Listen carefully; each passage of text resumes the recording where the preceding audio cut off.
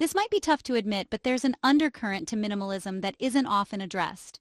Over the last 3 years, I've let go of countless items in my journey toward minimalism, and I can honestly say that it has been one of the most liberating experiences of my life.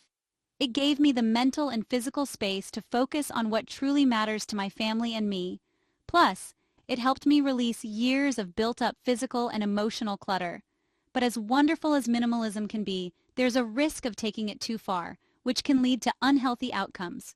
We've all seen those picture-perfect minimalist homes on Instagram, devoid of clutter and bursting with natural light. While aesthetically pleasing, these images can create unrealistic expectations and even fuel a sense of inadequacy.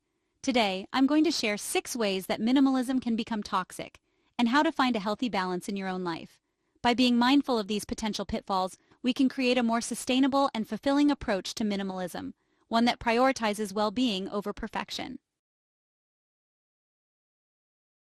Recently, I came across a story about a woman who became so consumed with creating a perfect minimalist space that she stopped inviting friends over altogether. Can you believe that? She was so afraid that their belongings or mess would disrupt her carefully curated home that she completely isolated herself. Her pursuit of the ideal minimalist aesthetic created such a sterile environment that it felt more like a museum than a place to live. This kind of obsession with achieving the perfect minimalist look is becoming more common. But is it really practical? What good is a pristine home if it's too precious to enjoy, or if it prevents you from connecting with others? It's important to recognize the difference between a minimalist aesthetic and a minimalist lifestyle. The two can coexist, but they don't have to. You can live a minimalist lifestyle while embracing color, comfort, and character in your home. Minimalism isn't about stark white walls and empty surfaces unless that's what truly brings you joy. It's about being intentional about what you bring into your life and letting go of the things that no longer serve you so you can focus on the things that really matter. Unfortunately, social media doesn't often showcase these more personal and diverse forms of minimalism. We're often bombarded with images of perfectly styled homes that feel aspirational but ultimately unattainable. It's easy to get caught up in the comparison game and feel like we're not doing minimalism right. If you're with me on this, give this video a like. I'm curious, what's one non-aesthetic item in your home that you refuse to part with, no matter what? For me, it's an old, beat-up sketchbook from my college days that's filled with memories. It might not fit the minimalist aesthetic, but its sentimental value is priceless. I look forward to reading your comments and hearing about the things you cherish, even if they don't look perfect on a shelf. There's an odd phenomenon among some minimalism enthusiasts. They tend to gatekeep what real minimalism should look like. Some criticize me for not downsizing enough, while others suggest I should get rid of more things. It's like there's this unspoken competition to see who can live with the bare minimum. Once someone argued with me that the age of my belongings didn't matter. But let me tell you, the age of your items can absolutely play a role in minimalism. For instance, I've been wearing the same cozy sweater for over a decade. By maintaining and repairing it, I reduce my contribution to consumerism and avoid unnecessary waste. In fact, studies show that extending the life of your clothing can significantly decrease its environmental impact. Fast fashion is a huge contributor to pollution and waste, and by holding on to our clothes for longer, we can lessen our impact on the planet. Minimalism isn't about rigid rules or fitting into a box. It's about living intentionally. There's no universal standard. You don't need to live in a tiny house or own fewer than 100 items to call yourself a minimalist. What matters most is finding what works best for you and your lifestyle. If getting rid of something brings you more stress than joy, then maybe it's okay to keep it. It's about finding freedom from the weight of excess, not adding more pressure and rules to your life. Remember, minimalism is a tool for living a more intentional life, not a badge of honor to show off. It's about focusing on what truly matters to you and creating a life that aligns with your values. Don't let anyone tell you what your minimalist journey should look like. I've never spoken about this publicly, but decluttering took an emotional toll on me. When I began sorting through sentimental items that had been hidden away for years, I started having vivid nightmares. It was like all the emotions I had suppressed came rushing back to the surface. In these dreams, I'd find myself back in my childhood home where everything was just as I remembered it, except the front door kept falling off its hinges. No matter what I did, I couldn't fix it, and everything around me started to crumble. It was a deeply unsettling feeling of instability and loss.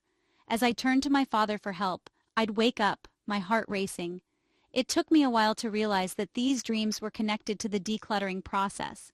It's no surprise that decluttering can trigger such deep emotions.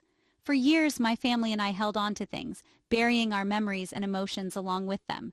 When I finally began to unpack those items, I had to confront all the feelings I had buried too. It was like opening Pandora's box, and I wasn't fully prepared for the emotional intensity of it all.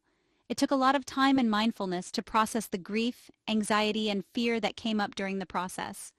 While it was a necessary part of my journey, it was just one step toward healing. I had to learn to acknowledge and sit with my emotions, even the uncomfortable ones. It wasn't easy, but it was worth it.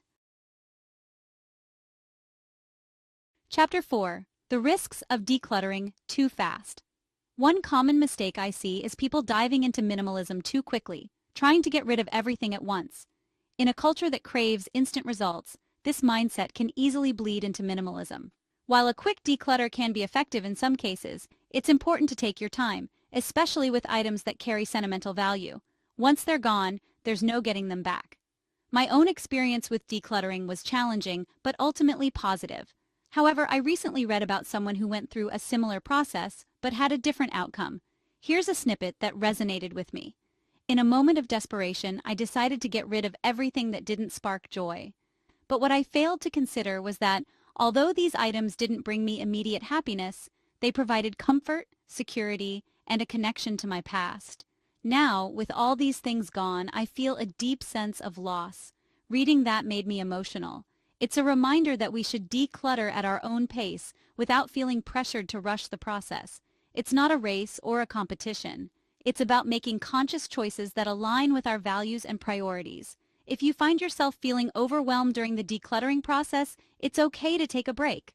Step back, reassess, and remember that it's a marathon, not a sprint.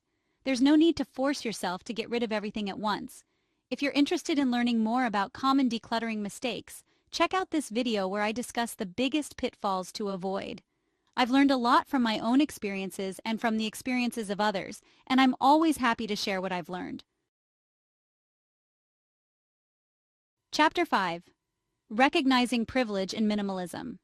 We can't ignore the privilege that often accompanies minimalism.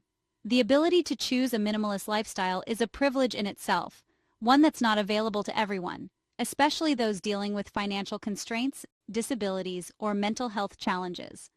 It's important to acknowledge that our circumstances and opportunities play a significant role in our ability to adopt certain lifestyles. I grew up in a modest, middle-class household.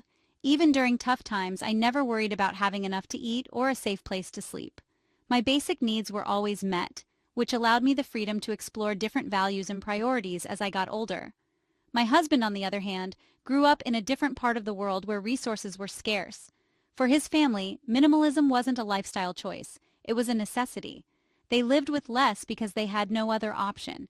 It's crucial to recognize that minimalism isn't always accessible or inclusive.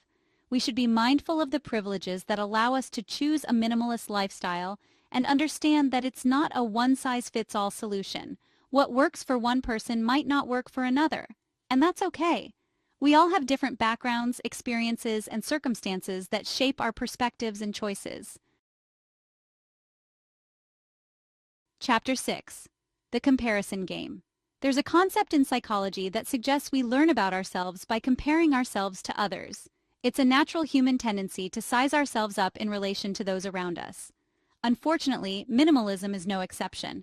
At one point, I found myself muting certain minimalist Instagram and YouTube channels because they made me feel inadequate, that I hadn't decluttered enough, or that my home didn't fit the minimalist mold. It's ironic, isn't it? Even as someone who often gets labeled as an extreme minimalist, I found myself caught in the comparison trap. It's easy to get sucked into the curated highlight reels of others and lose sight of our own progress and values. But I've learned to remind myself that what I'm doing is enough if it makes me happy and helps others. It's not about keeping up with the Joneses or striving for some arbitrary standard of minimalism. It's about creating a life that feels authentic and meaningful to me. And that might look different from your version of minimalism, and that's perfectly fine. Outgrow finding your own balance. If you've made it this far, I'd love it if you gave this video a like and considered subscribing to join our minimalist community here on YouTube. We're all on this journey together, and I believe we can learn and grow from each other's experiences. If you're looking for more tips on finding your own balance with minimalism, check out this video where I share some practical strategies for decluttering without the overwhelm. Remember, it's not about perfection but about progress. I'll see you next week. Take care.